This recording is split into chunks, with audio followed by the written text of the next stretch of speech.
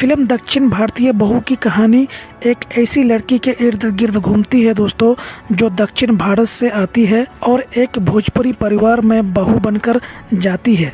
Film में उसकी दक्षिण भारतीय संस्कृति, पहनाव, खान पान, भाषा और रीति रिवाज और भोजपुरी ससुराल की सोच के बीच टकराव और एडजस्टमेंट दिखाया गया है। सास बहू वाली जनरल नोकझोंक से थोड़ा हटकर यहाँ फोकस ये है कि अलग अलग संस्कृति के लोग एक दूसरे को कैसे समझते और स्वीकारते हैं। फिल्म पारिवारिक और सामाजिक जोन पे है दोस्तों, जिसमें रिश्तों, सम्मान और आपसी समझ की बातचीत की गई है। फिल्म पारिवारिक और सामाजिक जोन में है दोस्तों, जिसमें रिश्तों, सम्मान और आपसी समझ की बात की गई है दोस्तों।